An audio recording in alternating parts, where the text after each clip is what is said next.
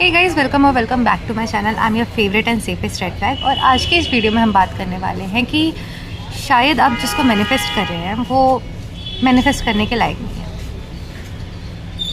इस पूरे वीडियो का पॉइंट बस यही है कि आपको पहले ये समझना पड़ेगा कि वो आपके लायक नहीं है। रीज़न बीइंग दिस कि बहुत से ये क्वेश्चन आता है कि हम मैनिफेस्ट तो कर रहे हैं पर हम उस चीज़ को सस्टेन नहीं कर पाते हैं। देयर मैनी पीपल जिन्होंने मैनिफेस्ट चीज़ों को कर लिया है, सारी टेक्निक्स लगाई हैं, सब कुछ किया है। और या देखो, तुम कभी आपको ये समझना पड़ेगा कि आप कभी भी ना मैनिफेस्ट करते नहीं हो। Manifest is a natural process, वो हो रहा है, बस अब आप कॉन्शियसली उसको मैनिफेस्ट कर रहे हो। और अब क्या हो रहा है कि बहुत से लोग जो मैनिफेस्ट कर लेते हैं, उन्होंने सारी टेक्निक्स लगा ली, उन्होंने सब कुछ कर लिया, पर वो ना फिर उस चीज़ को सस्टेन नहीं कर पाते। मतलब उनका एसपी उनके पास वापस आता है, फिर चला जाता है, और फिर उसके उसको जॉब मिलती है, फिर वो जॉब छूट जाती है, सब कुछ होता है। तो ये सब क्यों होता है और मतलब इसका क्या रीज़न है? इसके 2-3 रीज़न है कर पाते हैं। क्योंकि पहला तो हमारा सेल्फ कॉन्सेप्ट जो बिगड़ा है। जो सेल्फ कॉन्सेप्ट हमारा, मतलब हम अपने बारे में क्या सोच रहे हैं, वही चीज़ हिली हुई है। तो वो चीज़ हमें मैनिफेस्टेशन की टेक्निक से मिल तो जाती है। हम मैनिफेस्ट कर लेते हैं कि हाँ, हमें ये इंसान अपनी लाइफ में चाहिए, हम टेक्निक्स लगाते हैं, सब कुछ हो जाता है, हम उस चीज़ को मैनिफेस्ट भी कर लेते हैं। पर हमारा सेल्फ कॉन्सेप्ट इतना बिगड़ा है क्योंकि हम अपने बारे में ऑलरेडी इतना बुरा सोचते हैं कि हमें कोई चीज़ क्यों मिलेगी, तो वो हमें मिल के भी वो चीज़ हमारे बारे में भी यही सोचने लगती है कि वो हमें क्यों मिलेगी। मैंने आपको 1000 बार अपने वीडियोस में ये चीज़ समझाई है कि अपने पास्ट ट्रॉमास और अपने जितने भी पुराने ग्रजेस हैं उनको पहले क्लियर करो। ये बात 1000 बार बोली गई है। There is a reason for saying that. It's not a vague thing to से कि नहीं, मतलब कोई भी रैंडम चीज़ नहीं है। This is a very important thing कि जब बोला जाता है कि अपने पुराने के ट्रॉमास और अपने पुराने के जितने भी ग्रजेस हैं उनको क्लियर करो। क्योंकि अगर आप कोई चीज़ से हट रहे हो, उसके बाद मतलब मान लो कि एक पानी है गंदा, ठीक है, वो मतलब एक ग्लास में रखा हुआ पूरा गंदा पानी। अब मैं सोच रही हूँ कि मैं नया कप ले आती हूँ या फिर नया ग्लास ले आती हूँ, उस पानी को मैं नए ग्लास में डाल देती हूँ जो थोड़ा कलरफुल है, जो थोड़ा अच्छा ग्लास है, ये सोच के कि शायद ये पानी साफ़ हो जाएगा। पर आपको यहाँ पे ये बात समझनी पड़ेगी, the problem is not with the cup, the problem is with in you. जो तुम्हारे अंदर कचरा भरा हुआ है, जब तक उस गंदे पानी को आप नहीं हटाओगे, नहीं निकालोगे, तब तक आप चाहे कितने भी अच्छे ग्लास में उस पानी को डाल दो, उससे कोई फ़र्क नहीं पड़ने वाला। Until unless the problem which is with in you is solved, तब तक आप कुछ भी कर लो, कुछ भी नहीं मिलेगा आपको।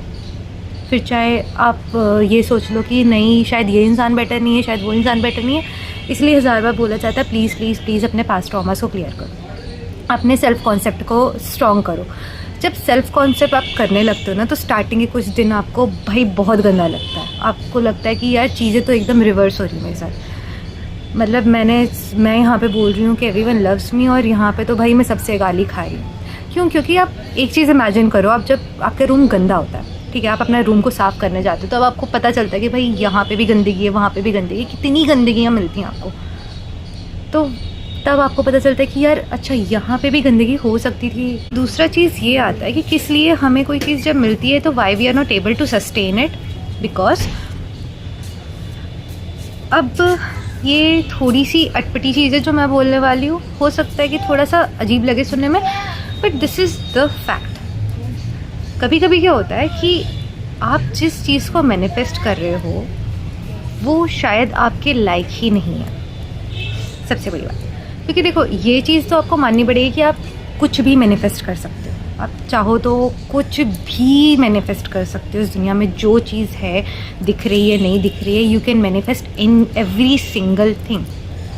पर क्या होता है कि अब जैसे हमें पता चल गया ना कि मेरे को भी ऐसे था कि जब मैंने फर्स्ट टाइम मैनिफेस्टेशन के बारे में सुना था और मुझे लगा था कि अच्छा, हम कुछ भी मैनिफेस्ट कर सकते हैं, हम इंसान का बिहेवियर भी मैनिफेस्ट कर सकते हैं, हम लिटरली कुछ भी मैनिफेस्ट कर सकते हैं। तो ठीक है, कोई बात नहीं, मैं किसी भी मतलब ये मेरा नहीं है, पर ये प्रैक्टिकल एग्जांपल है मेरी एक दोस्त का, उसका बताती हूँ। तो क्या हुआ था कि मेरी दोस्त को पता चला मैनिफेस्टेशन, हम दोनों ऑलमोस्ट सेम टाइम पे ही लॉ ऑफ अजम्पशन वगैरह के बारे में जानना चालू करें, तो क्या हुआ कि शी थॉट कि हाँ, आप लॉ ऑफ अजम्पशन से हम लोग कुछ भी मैनिफेस्ट कर सकते हैं, कुछ भी चेंज कर सकते हैं, हमारी जो अजम्पशन है वही हमारी रियलिटी क्रिएट करी, तो ठीक है। Now she was in love with the guy. उसने सोचा कि ठीक है, अब ये मुझे टाइम नहीं देता, मैं उसको मैनिफेस्ट कर लूँगी, ये मेरे को ये नहीं करता है, मैं उसको मैनिफेस्ट कर लूँगी, मैं ये नहीं हो रहा है, मैं मैनिफेस्ट कर लूँगी। अभी के लिए पहले मैं उस इंसान को अपनी लाइफ में मैनिफेस्ट कर लूँ, फिर मैं उसकी हर एक छोटी छोटी चीज़ को मैनिफेस्ट अपनी लाइफ में कर लूँगी, अपने हिसाब से मोल्ड कर लूँगी। यहाँ पे आप लोगों ने मैनिफेस्टेशन का पूरा मतलब ही गलत निकाल रखा है, पूरा का पूरा मतलब ही गलत निकाल रखा है। जब बोलते हैं कि everyone is you pushed out, तो ये बोलते हैं कि जैसा आप सोचते हो कि सामने वाला आपके बारे में सोचेगा, वैसा होता है। तो everyone is you pushed out का सिंपल सा बस इतना मतलब है। पर कुछ लोगों के कोर बिलीव्स होते हैं, जो कोर एटीट्यूड है, जो कोर इंसान का बिहेवियर, आप उसको नहीं चेंज कर सकते हो। अब फॉर एग्ज़ाम्पल, अगर मैं ऐसी हूँ कि मुझे थोड़ा सा स्पेस अपनी पसंद है, मैं नहीं चाहती हूँ कि हर कोई मेरे में एकदम इंडल्ज हो जाए, तो अब यहाँ पे आपको ये समझना पड़ेगा कि ये मेरे बिलीव्स है, ये मैं अपने आप को ऐसे पसंद करती हूँ।